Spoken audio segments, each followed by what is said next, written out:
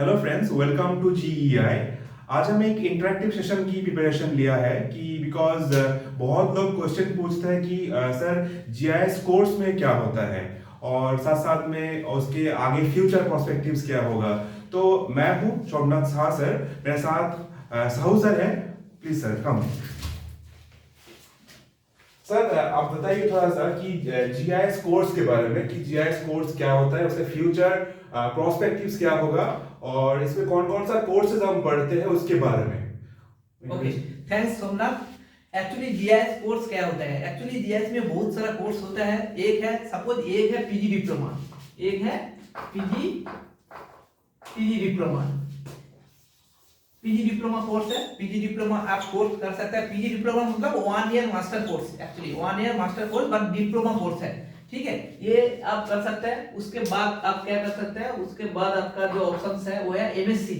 MSc कर सकते हैं, क्योंकि रिमोट सेंसिंग में एमएससी भी कर सकता है। सपोज आपका ग्रेजुएशन बीएससी है, BSc in geography, environmental science और बहुत सारा सब्जेक्ट है। उसके बाद आप एमएससी एडमिशन ले सकता है। इंडिया में बहुत सारा इंस्टीट्यूट है जहाँ पे एमएससी का अपॉर्चुनिटी है, एमएससी आप ले सकता है। एंड उसके बाद जो कोर्स आ रहा है, उसके बाद जो कोर्स है वो है एमटेक। एमटेक कर सकता है, क्योंकि आजकल बहुत सारा इंस्टीट्यूट में एमटेक कोर्स भी है। आफ्टर एमएससी जीआईएस के बाद आप एमटेक कर सकते हैं। अदरवाइज दूसरा जो सब्जेक्ट है, दूसरा कोई सब्जेक्ट एमएससी है, उसके बाद भी आप एमटेक कर सकते हैं। ओनली जियोग्राफी नहीं है, geography, environmental science and any kind of engineering जो सब्जेक्ट है, बीटेक से थ्रू एमटेक भी कर सकता है। जो लोग नॉर्मल साइंस पढ़ रहा है, बीएससी एमएससी उसके बाद एमटेक कर सकता है। जो लोग इंजीनियरिंग में है, बीटेक उसके बाद एमटेक कर सकता है। ठीक है, एमटेक। एंड इसके बाद जो है सबसे इंपॉर्टेंट थिंग जो है पीएचडी। पीएचडी भी कर सकता है। सो रिमोट सेंसिंग में बहुत सारा इंस्टीट्यूट है जहाँ पे आप पीएचडी भी एनरोलमेंट कर सकता है।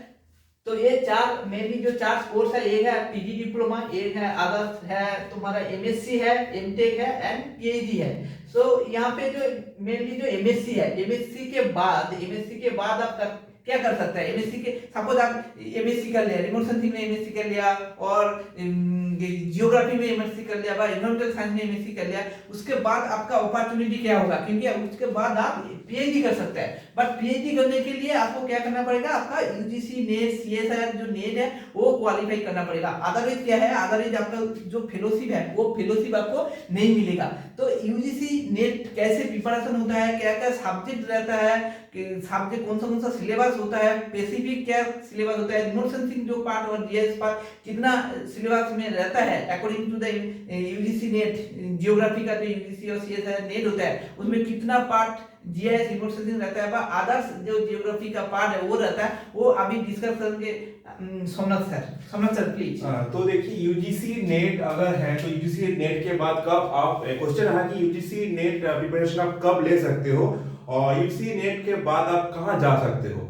तो इसके लिए बेसिकली यूजीसी नेट आप एमए ज्योग्राफी करने के बाद ले सकते हो। दैट मींस प्रिपरेशन स्टार्ट कर सकते हो ग्रेजुएशन से ही।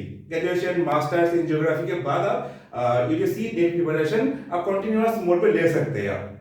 तो आप बेसिकली जो आपने एमए में आप ऑलरेडी पढ़ चुके हो, फॉर एग्जांपल ज्योग्राफी, तो यूजीसी नेट में बेसिकली 2 सब्जेक्ट रहता है, that is one paper 1 and also paper 2।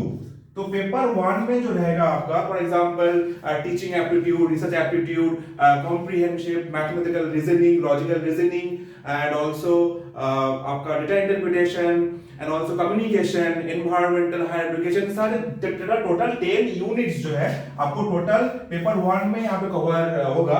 और साथ साथ में टोटल 10 यूनिट्स जो भी, दैट मींस योर जो जियोग्राफी सब्जेक्ट है, जियोग्राफी सब्जेक्ट में भी आपका टोटल 10 यूनिट्स रहेगा, जिसमें से आपका जैसे for example geomorphology, climatology, urban geography, thought, that means practical, सारे सब्जेक्ट्स जो ज्योग्राफी का है वो पेपर 2 में आएगा। तो आप दोनों पेपर 2 और पेपर 1 को कंप्लीट करने के बाद जब आप एग्जाम दोगे, कट ऑफ आएंगे, तो आप उसके बाद JRF, either that means junior research fellowship, either आप only assistant professor आप क्वालिफाई कर सकते हो।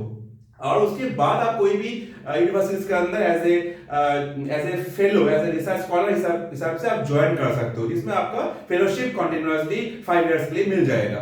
तो ये एक पर्सपेक्टिव है। लेकिन क्वेश्चन यह आता है कि यूजीसी नेट तो है साथ साथ में, और एक क्वेश्चन है कि जीआईएस कोर्स पढ़ने के बाद हम कहां पे कौन कौन सा इंडस्ट्री में अगर कहां पे जॉब मिल सकते हैं, ये आपको डिस्कस करेंगे Sahu sir. Okay, thanks Somnath. And उसके पहले मैं और एक चीज बताना चाहूंगा। एक्चुअली एमटेक, ये जो एमटेक है, एमटेक का एक एग्जाम होता है जैसा गेट एग्जाम होता है ना, गेट एग्जाम थ्रू जैसा यूजीसी नेट और सीएसआर नेट थ्रू आप पीएचडी कर सकते हैं क्योंकि आपको फेलोशिप मिलेगा। सेम चीज यहाँ पे गेट, आप गेट एग्जाम क्वालिफाई कर लिया तो आप कोई भी इंस्टीट्यूट में एमटेक कर सकते हैं। एंड उसके एक फेलोशिप भी है 12,000, आई थिंक अभी 12,000 दे रहा है गेट फेलोशिप। तो गेट फेलोशिप लेके आप एमटेक भी कर सकते हैं, उसके बाद आप पीएचडी कर सकते हैं, उसके बाद आप पीएचडी कर सकते हैं। तो एमएससी के बाद आप पीएचडी कर सकते हैं और एमटेक के बाद आप पीएचडी कर सकते हैं। बाद एमएससी के बाद आपको यूजीसी और सीएसआर नेट क्वालिफाई करना पड़ेगा, उसके बाद पीएचडी एडमिशन लेना पड़ेगा, फिर आपको फेलोशिप मिलेगा। और सपोज आप एमटेक किया, एमटेक के बाद आप गेट क्वालिफाई करके एमटेक किया और नॉर्मल एमटेक किया, उसके बाद आप पीएचडी करना चाहते हैं तो उसके बाद आपको फेलोशिप मिलेगा। ये है एक्चुअली जो हम लोग का जो टोटल जो actually remote sensing GIS related जो कोर्स है ये यहाँ पे होता है। मतलब कोई भी इंडिया व वर्ल्ड में कोई भी इंस्टीट्यूट में ऐसा टाइप का जो कोर्स है वो भी होता है। एंड और जो कोर्स है शॉर्ट टर्म कोर्स, बहुत सारा शॉर्ट टर्म कोर्स रहता है। सपोज 3 मंथ 6 मंथ के लिए basic remote sensing GIS, basic GIS, basic Python, basic data structure, बहुत सारा शॉर्ट टर्म कोर्स रहता है। एंड स्पेसिफिक एप्लीकेशन भी रहता है। सपोज आपको वाटर रिसोर्स में कुछ सीखना है, सपोज आपको एग्रीकल्चर में कुछ सीखना है, एनवायरमेंटल साइंस में कुछ सीखना है, वो भी स्पेसिफिक 3 to 6 मंथ का कभी-कभी कोर्स रहता है, वो प्रोफेशनल कोर्स टाइप का, वो भी आप कर सकते हैं, करके खुद को डेवलप कर सकते हैं फॉर जॉब एप्लीकेशन और पीएचडी पर्पस में। इसके बाद मैं डिस्कस करूंगा एक्चुअली इसका फ्यूचर क्या है, क्योंकि रिमोट सेंसिंग जीआईएस का हम लोग पढ़ाई कर लिया, डिग्री भी मिल गया, बट कहां पे जॉब मिल सकता है। सबसे इंपॉर्टेंट थिंग जो है जॉब, सबसे ज्यादा जॉब अपॉर्चुनिटी इन इंडिया में जो है वो है इंडस्ट्री, क्योंकि इंडिया में बहुत सारा इंडस्ट्री है, small industry, medium, large industry है जीआईएस रिलेटेड। आप वहां पे as a GIS analyst, as a remote sensing scientist, remote sensing expert and data analyst, ऐसा बहुत सारा जो पोजीशंस है वो पोजीशन में आप अप्लाई कर सकते हैं आफ्टर एमएससी, एमटेक और पीजी डिप्लोमा और प्रोफेशनल कोर्स जो है आफ्टर कंपटीशन के बाद आप अप्लाई कर सकते हैं। ये इंडस्ट्री छोड़ के भी हम लोग इंडिया में बहुत सारा जॉब है। कहाँ पे सपोज रीजनल सेंटर, बहुत सारा रीजनल रिमोट सेंसिंग सेंटर है, जैसा सेंटर वाइज जो इंस्टीट्यूट है आईआईआरएस देहरादून में भी बहुत सारा वैकेंसी निकलता है, project related, scientist related vacancy निकलता है। उसके बाद पेस एप्लीकेशन सेंटर अहमदाबाद में भी निकलता है, and NRSC national remote sensing centre Hyderabad, वहां पे भी बहुत सारा इसी टाइप का जो पोस्ट है वो भी निकलता है। अदरवाइज सब स्टेट में एक एक रीजनल रिमोट सेंसिंग सेंटर है, जैसा कलकत्ता में है, ओडिशा में जैसे ओसैक, झारखंड में जैसा Jharkhand space application centre, Odisha में ओसैक पेस एप्लीकेशन सेंटर, जैसा नॉर्थ ईस्ट में नॉर्थ ईस्ट एप्लीकेशन सेंटर जो है, हरियाणा में हटसेक है, हरियाणा भी है, मतलब एप्लीकेशन एपीसेट में भी है। मतलब सब स्टेट में एक एक रीजनल सेंटर होता है, वहां पे भी आप अप्लाई कर सकते हैं ये remote sensing GIS course as a project fellow आप अप्लाई कर सकते हैं। ठीक है, आप ये छोड़ के भी सपोज आप प्रोफेसर होना चाहते हैं कॉलेज यूनिवर्सिटी में, कॉलेज में तो अभी 50 marks for remote sensing GIS आ गया, एंड यूनिवर्सिटी में जाना चाहते हैं तो वहां पे already 100 marks remote sensing GIS है, तो आपको रिमोट सेंसिंग जीआईएस पढ़ना ही पड़ेगा, अदरवाइज ये जो प्रोफेसर करना है। बट आजकल तो स्कूल में भी रिमोट सेंसिंग जीआईएस ऑलरेडी आ गया, बहुत सारा स्कूल में रिमोट सेंसिंग जीआईएस आ गया, वो भी आपको सीखना पड़ेगा। अदरवाइज आप टीचिंग कैसे करोगे, स्कूल में जाके कैसे टीचिंग करना है, जीआईएस क्या है, रिमोट सेंसिंग क्या है, कैसे काबुल हो रहा है, कैसे रियल एप्लीकेशन हो रहा है, रिमोट सेंसिंग जीआईएस अप्लाई कर रहा है, वो भी स्कूल में आप धीरे धीरे करके आ रहा है। और आप आज से 5 साल बाद भी और भी एप्लीकेशन जो है स्कूल जीआईएस वो भी आ जाएगा, सब स्टेट में आ जाएगा। तो रिमोट सेंसिंग जीआईएस इतना इंपॉर्टेंट है जो आपको सीखना ही पड़ेगा। और सबसे इंटरेस्टिंग थिंग्स है जो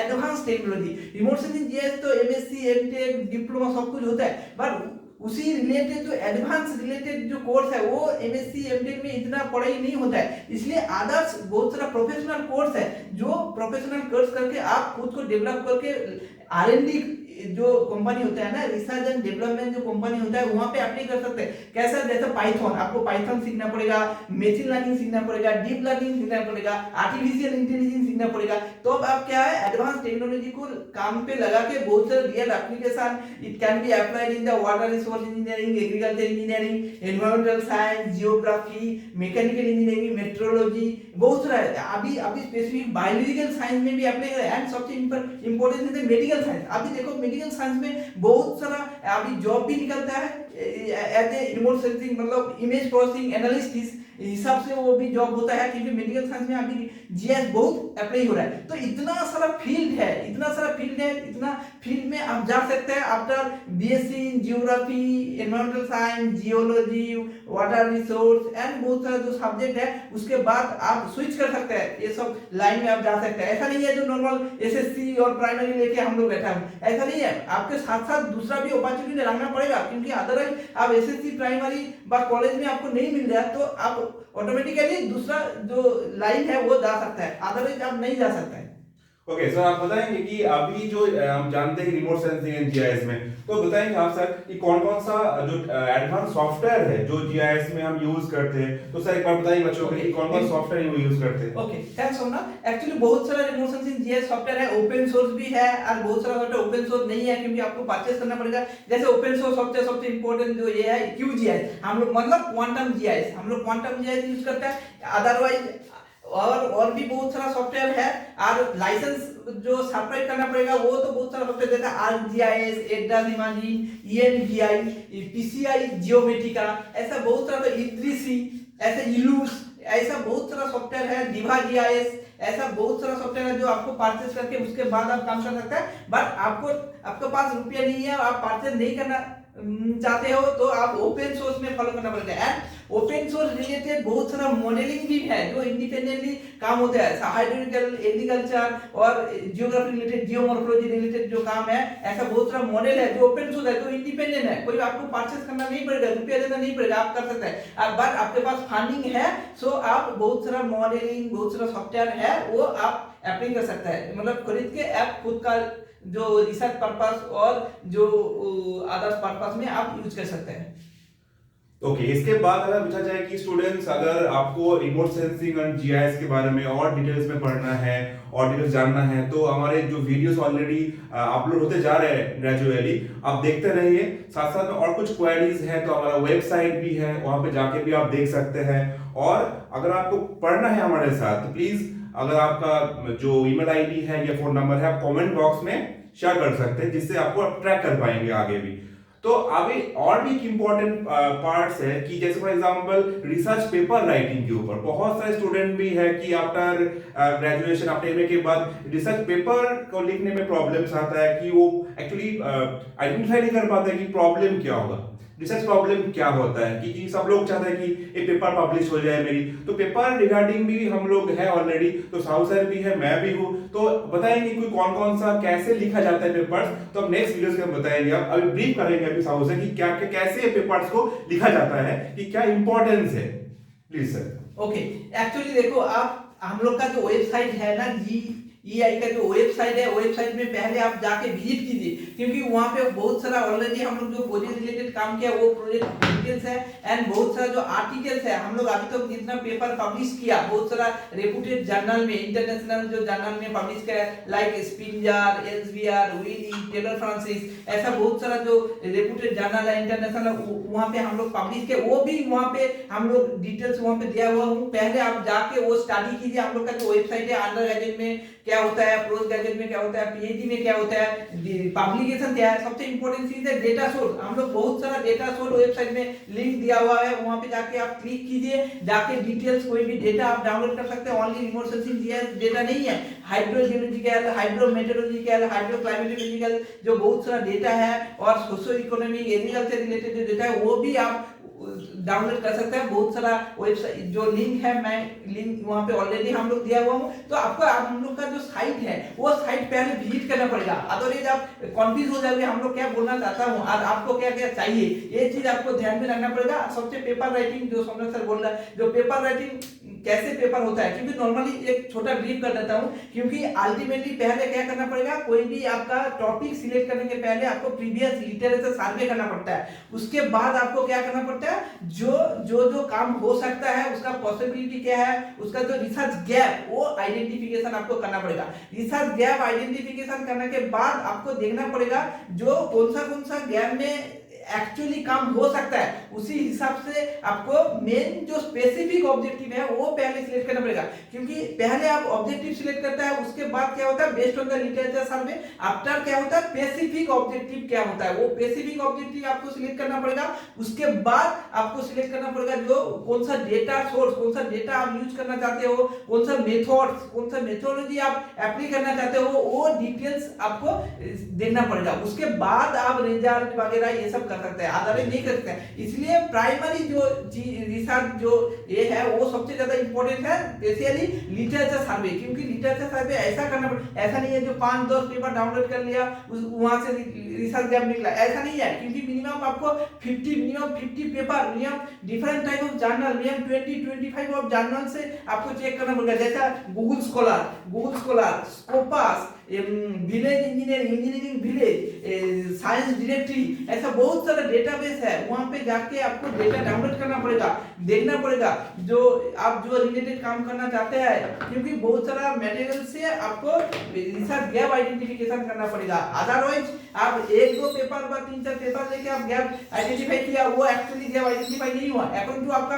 पास 5 पेपर है, उसका बेसिस में आप बट वो जो आइडेंटिफाई किया ऑलरेडी दूसरा कोई पेपर में जर्नल में है, आप साथ नहीं किया, आप डाउनलोड नहीं किया, तो वो एक्चुअली गैप नहीं हुआ। क्योंकि पीएचडी में ऐसा होता है, मिनिमम 2-3 ऑब्जेक्टिव होते हैं, उसमें मिनिमम एक ऑब्जेक्टिव पूरा नोबेल होना चाहिए। मतलब आज तक कोई अप्लाई नहीं किया, बट आज तक कोई नहीं किया, और 2 ऑब्जेक्टिव सपोज कोई किया होगा और थोड़ा मॉडिफाइड करके आप कर सकते हैं, बट मिनिमम एक ऑब्जेक्टिव नोबेलिटी होना चाहिए। अदरवाइज पीएचडी करना नहीं करना सेम है।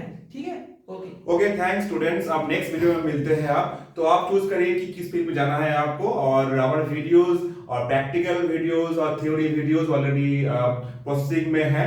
तो आप लोग प्लीज कंटिन्यूअस प्रोसेस में रहिए, और कमेंट बॉक्स में आपको कैसा लगा कमेंट बॉक्स में प्लीज कमेंट करिए, और हमें आपका जो क्वेरीज है हम बता सकते हैं। Thank you students. Thank you.